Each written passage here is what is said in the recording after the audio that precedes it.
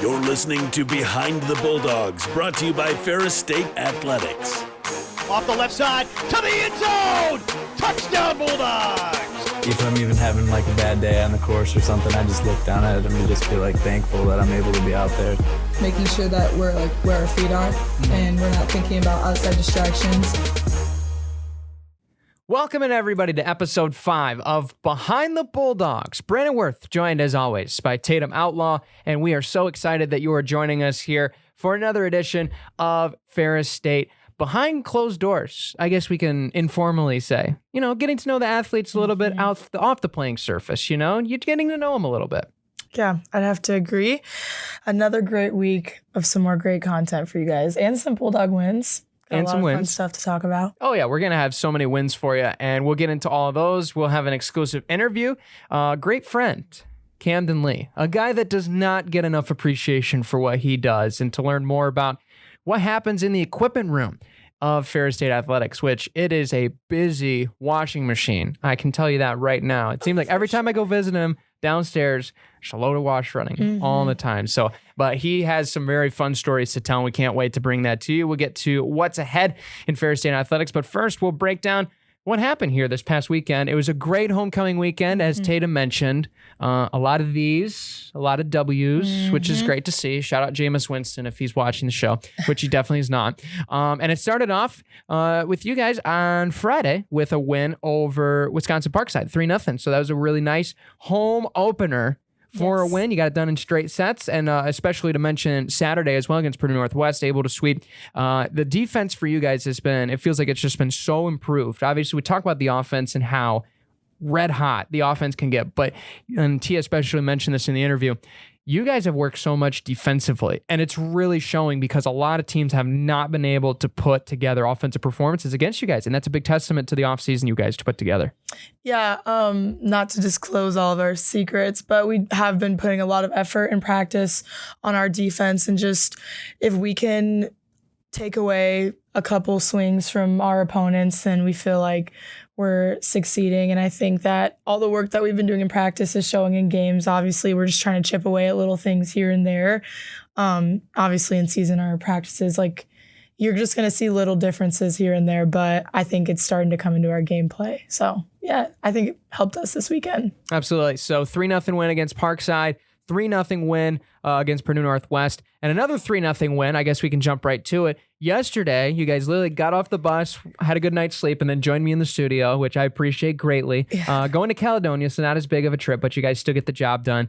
And it's exciting to see because obviously everybody's going to mention the S word that Tia absolutely despises. The word streak, right? Yeah. Of how many games you guys have rattled off together. But it's just so impressive, the consistency. And I think it really goes with the depth you guys have on this team, where you can rotate players in each and every contest. And that is a huge asset for you guys, especially hoping to play very long into the postseason here later on in November.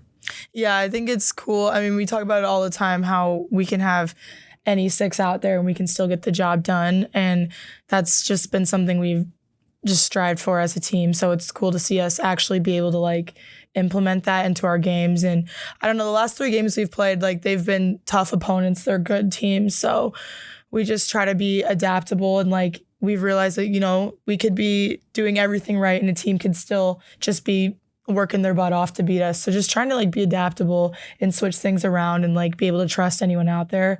That's totally been a big part of why we're doing so well right now, I think. Absolutely. It's really exciting, and we can't wait to see you guys back in action. We'll get to that here later on in the show. Soccer falls to Northern Michigan at Marquette 3-0, but they bounce back in a big way. They end up beating the Huskies in Houghton 2-0, which was huge. A big standout performance from the offense, especially for In Between the Pipes. Fillion shuts them out. Another great performance from her. And I think the defense really stepped up. The offense obviously stepped up in game 2, and I think that's just a really nice bounce back win, especially, obviously, you guys made the trip recently. That's a tough trip just to compete, let alone compete at the highest level. So it really goes to show that this team, especially on the road, being road warriors, as we've seen already this year, obviously not the best first game, but they make the adjustments and they bounce back in a big way. I think that's a big confidence booster going home with the win as opposed to the other way around. Oh, for sure. And it's always a challenge to compete in the UP. And I think that when you can bounce back from adversity like that, I think that speaks volumes about our team. So I'm glad they could, like you said, bring home a win. Absolutely. And hockey was underway for the season opener. And boy, did they put on a show for our Bulldog fans. 2, not 1, 2 shootout wins. I mean, that's just about as good as it gets when it comes to getting fans in the building. So they win the shootout. It was 3-3 after regulation in night 1, and they win after the second round. And then the second night on Saturday, it was 4-4 going into the shootout, and then we win in round 3. Just a really impressive performance, especially across the board. Noah West, his first game in goal, really impressive work from him. Trevor Tallene earning CCHA Defenseman of the Week honors, especially, which one of 5 Ferris State Conference Players of the Week, which is impressive. Obviously, Olivia getting it for you guys offensively. She had a monster weekend, and especially yesterday on Tuesday. But really impressive performance for hockey. That's been the first home sweep then to open the season in a long time. And you can just tell the energy was in the building. The fans were there. And especially being homecoming, I think it just really brought a different sense of urgency to this team now, especially going to be facing a really good Western Michigan team coming up this week, who's a little bit better than Miami of Ohio. Yeah, I think homecoming was just a great weekend for all of our sports teams to just like feel the love of all of our fans. I know my team, we missed being home. We missed feeling the energy from our gym. And I think it's a great way to start off hockey, you know, feeling the love from their fans, like knowing they've got this loyal fan base to cheer them on. I think it was good to have some wins at home. Yeah, it was really impressive to see a lot of fans going from your game over to hockey and not necessarily vice versa, but many of them, oh yeah, we're going to go to the hockey. Oh wait, there's a volleyball game too. Yeah. Let's go to that too. I think that was really impressive. Our Bulldog fans showed up. You guys did a great job this weekend. It was fantastic, a great environment. And especially for the football game, which was obviously the main event. Boy, what a performance that was. It was a little slow. In the second quarter, obviously the score line, if you look in the box score and you follow, you're like, oh, whoa, they were actually a little closer. But we got the job done, 55-13 over Roosevelt. And I think it really just goes to show when you look at the stats, you look at the recap, obviously Trinidad, friend of the show, had a big weekend as well. Cannon Katzer has been an elite weapon for that offense out of the backfield. He's looked unstoppable. The defense doing really well. And especially you see what an impressive pick 6 that was. I can still hear Sandy Golston in my ear giving the, look out, and then you know something big is about to happen. So shout out to Sandy. But just an impressive win, 7th straight win on homecoming here at Ferris State. And things are just going well. It's really since week 1, obviously Pitt State able to beat us. But since then, right now, we're looking like we're going to flip over top of them as they lost earlier. And so vibes are high in that Ferris State locker room right now. Yeah, since that game, it's been all gas, no breaks for the football team. And, you know, Roosevelt's new for the conference, so could have been any kind of game, but I'm glad we took care of it at the end of the day. Absolutely. Trinidad Chambliss, Offensive Player of the Week. Mitch Middleton with the Special Teams Player of the Week honors with all of his great kicking. And I believe he broke a record, American International. I don't know if I remember mentioning this on the show. Most extra points in a game in Ferris State history at American International. 12 of 12. Shout out Mitch. Maybe he has a seat over there on the podcast. Yeah. Maybe. This is your formal invitation, Mitch. You can bring a friend, bring a teammate as well. Maybe we'll see you on the show. Finishing out cross country, of course, I got to mention my team did a great job at Louisville. Hannah Brock getting GLIAC Runner of the Week honors on the women's side, so shout out to Hannah. Really impressive performance, obviously top 10 on each side there in the blue race. I believe the women's were 3rd overall, the men's right there in 10th in the top 10 spot. And then the women are really, they're really firing on all cylinders right now. You can see the depth is really starting to take place. The men's side, there's a little bit bigger of a gap, but it's working. This is the first big meet of the year. So it's going to take some time as one that has really gone through this journey before. And so they're going to improve. They're going to do great. And obviously it's going to be back on the road in Lewis this weekend, which is going to be an amazing meet. I can't wait to see that. But I think especially for cross country, I mean, it's really early season, right? You're still working through everything with competition. You really never find your groove until, you know, the second half of the season, probably fair to say. So there's still some time. Yeah, for sure.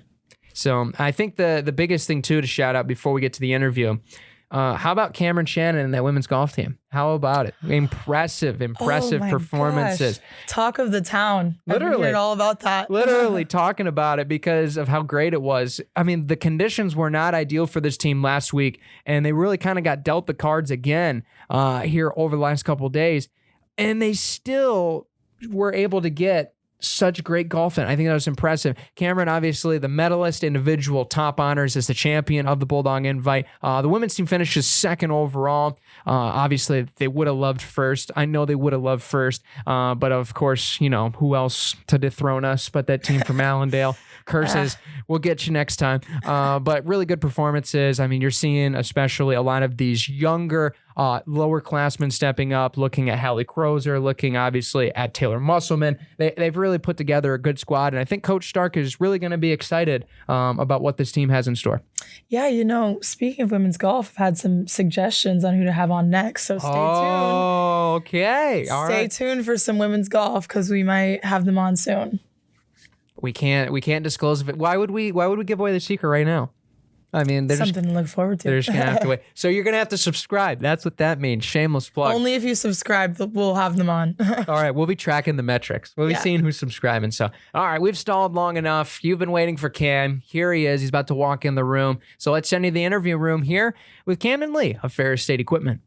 Now joining us here in studio, we have a special guest stopping by. It's our friend over the equipment room. It's Camden Lee. Cam, welcome to the show. Hey, thank you guys. It's so good to have you on. And many people don't know who Camden Lee is. One, because he's in the basement of the facility, and it's unfortunate that you don't get to see him. But really, what is it that you do here at Ferris State, and how are you involved with the athletes? Yeah. So I do equipment operations. So I kind of help out with 4 sports: football, volleyball, soccer, and softball. And mainly for softball, volleyball, and soccer, I do all their daily operational stuff in terms of making sure all their uniforms are ready for them at their lockers on game days, make sure that their practice loops, game loops, all their stuff for practice is clean, ready for them. And kind of just assist in daily operations in those sports. And in football, I'm like the head honcho, kind of just running around, make sure guys, getting them fitted for practice, games, all the behind the scenes stuff that goes on game days and practice. I kind of am the guy that makes that happen. For sure. And you are the guy that everybody goes to when something is ripped, broken, or just completely shattered, right? Yes. Yeah. What are some of the craziest things that you've had to fix during a game? Let's start there. During a game. Oh yeah. So basically, this was actually my first game here last year. Our first home game. One of our receivers, C.J. Jefferson, he was made a play and out of bounds and got tackled, and a dude just kind of got his arm stuck in the undergarment of his jersey and ripped it all the way down the jersey. So I was like, well, I got to find a quick fix for this. So obviously I didn't have a sewing machine right there on the field. So Now you're going to bring one. yeah, right. So basically, quick fix there. I just had to find an alternate number for him to wear that would coordinate with the offense and nobody was wearing. And that's how I solved that issue in my first game here. First game, just throwing you right to the wolves. Yeah. The worst case right out of the gate. So It definitely broke a sweat for me. Oh, I believe that. And you're coming from Lynchburg, Virginia. You went from Liberty University in your undergrad. Just talk about that experience. And the big question now that everybody's probably thinking, how do you go from a town in Virginia to the middle of West Central Michigan? Yeah. So in undergrad, I went to Liberty University for undergrad. I got my bachelor's in sport administration there, and I was an equipment manager for all 4 years there, serving their football program in ways that I serve Ferris football now. In terms of why I'm here at Ferris is, well, obviously I graduated from Liberty, and I was 2 weeks out of college, and I was like, man, I got to land somewhere. So I was applying places day in, day out, see where I'd land. And then Brian Rock called me on the phone and was like, hey, we got your application. We'd love to talk more with you, talk with them. And I was like, this is a great opportunity here at Ferris. And even though it's the middle of nowhere, home is where the heart is. And I was like, I'm ready to go somewhere new and get my professional career started. And so that's kind of what brought me here. And I was very excited to kind of jump the gun on that. Home is where the heart is. What a great quote. Yeah. That should be on a throw pillow or It something. should be. You think, right? Yeah. Yeah. Totally should be. So it seems like outside of, doing the equipment stuff, which consists of a lot of things, but mainly like making sure every team kind of has what they need for each game, what are some of the other hats that you wear besides just, what we see with our laundry and our jerseys and all of that? Well, in terms of stain treat and all that stuff, making sure that everything's spanky for our athletes to look, fresh as they can on game days. So that's kind of, outside of that, it's just coordinating with coaches, make sure that they got what they need for practice, for games. And that's, anywhere that I can get involved, I try to get involved because I am a graduate assistant still. So I kind of understand my role, and wherever I need to help, I'm hands in for that. Absolutely. GAs, rise up. That's right. We're a good group. And there are fun parts of your job too. It's not all just going through, fixing chaos, Right. broken things. You get to do some fun stuff too, including helping design some uniforms. Oh, yeah. Talk about that experience, especially with the new football unis that just came out. Yeah. So we got two new uniforms this year. We got new golds and new whites, and that kind of threw me for a curveball there. I was like, man, I'm a GA and I'm designing the new uniform. That's something really cool I got to be a part of and kind of learn through, because that was my first time designing a uniform and actually stamping my name on something that would be long lasting here. Right. And so that was a really cool experience for me, and just kind of learning that process, and also seeing how the community and the players react to it. That was something really enjoyable. For sure. And it wasn't just him. So if you hate him, it's not just his fault. But if you love him, it was all him. So His fault, 100%. yeah, absolutely. But when it comes to, the day to day, obviously being in equipment, you're going to different practices, right? Mm-hmm. Obviously, you're going to be very involved with football when it comes to all the equipment that has to be brought out to the field, top taggered every day for practice. But what's the day of the life kind of for you, from when you wake up to where you go to bed at night? What's in between? Yeah. So kind of with all of our sports, with the 4 sport programs that I kind of help out with, they all have different practice times.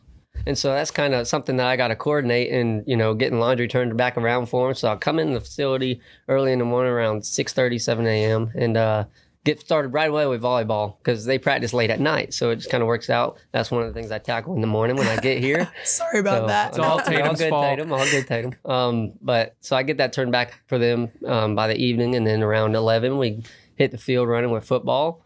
And after football practice, I come back in the facility, and by that time, you got to get football rolling, right? And they got lifts and stuff.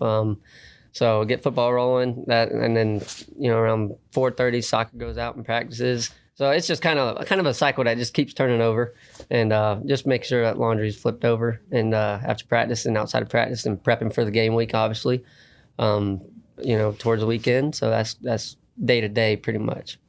Yeah, it seems like your days are pretty jam-packed. I personally couldn't do it, but what are some challenges you face with balancing all of the teams and making sure you're getting everything that they need? Yeah. So I think obviously as an equipment manager, you gotta be clear with your communication, and be on point with all the coaches. I think that's where it starts. If you're clear with your communication with all the coaches, and you know what they need and when they need it, and you have shout out to my wonderful crew of employees that I oversee. So that's Gage, IMA, Leela, Paris, and Braxton.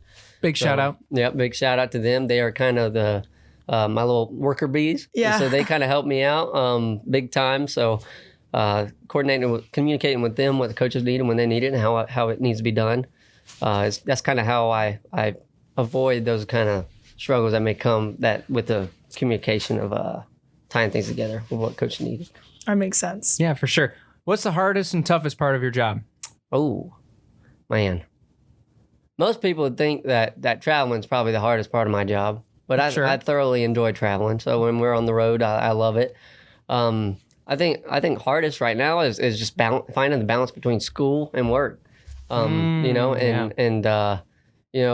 Equipment is a time demanding job. If you're not in it for the grind, then you can't be in equipment. But toughest is probably finding that balance. And so I also think relationally, just fostering relationships with each other is something that kind of comes naturally when you spend so much time with each other. So leadership wise, when I'm leading my crew, making sure that they are loved and cared for and appreciated. That can be a struggle at times when I got so much going on, communicating with other coaches. So that at times can be a problem.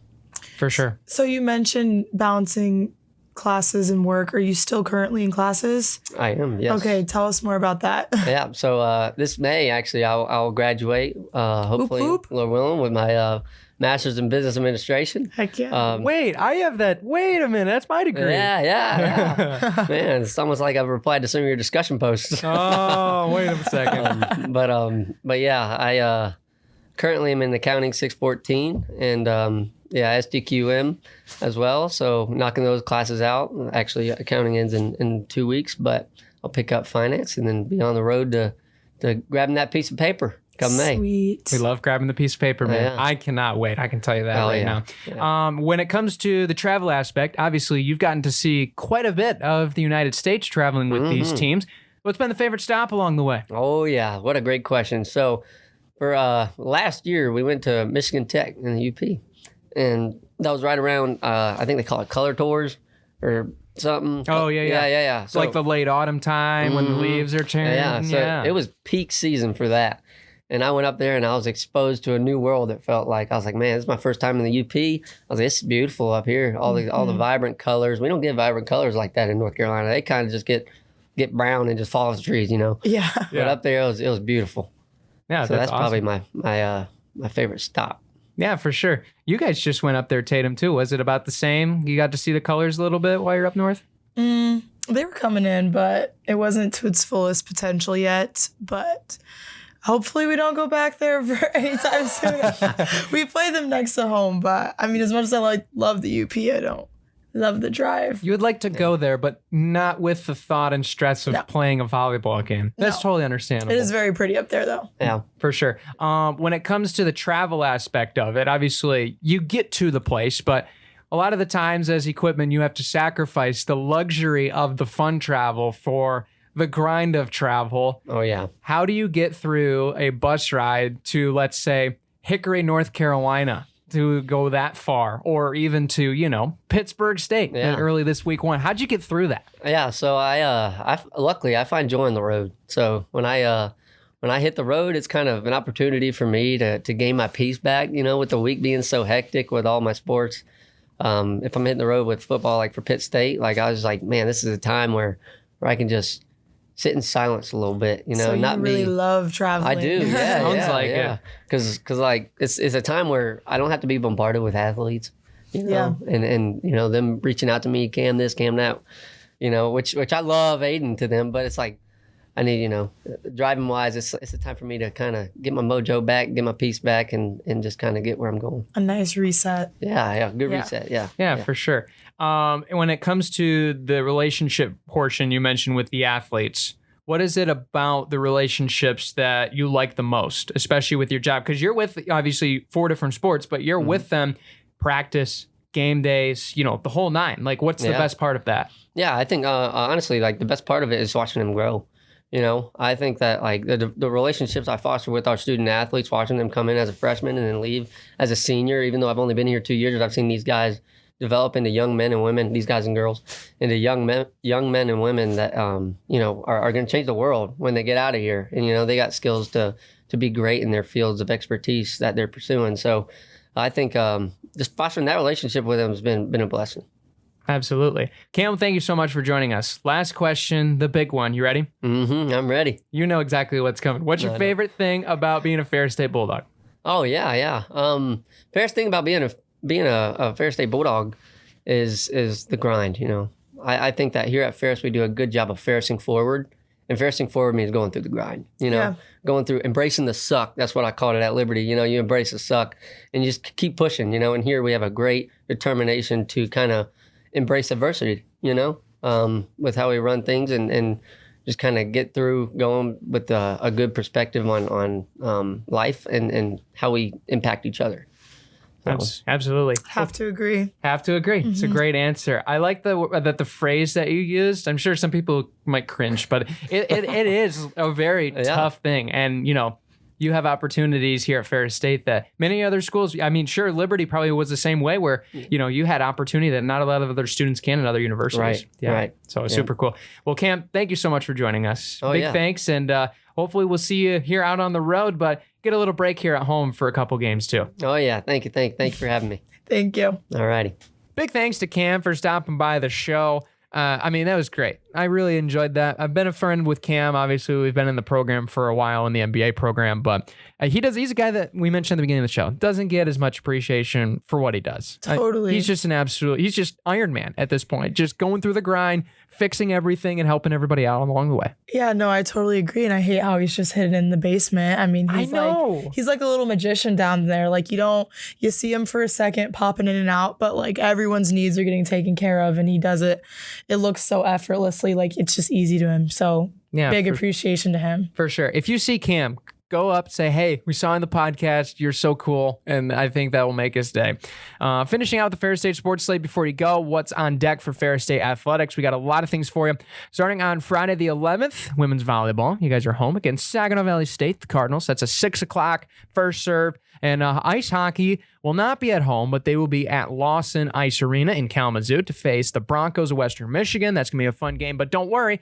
They'll be back on Saturday at home to face the same team in the Broncos. It's a 7:07 puck drop. And before that, you can go over to over to Bulldog Arena where you will face Lake Superior, say at 3 o'clock. So that'll be before, and you'll have some time for hockey. Football will be on the road for the first time in a little bit. They're going to be going down to Detroit to face the Warriors of Wayne State.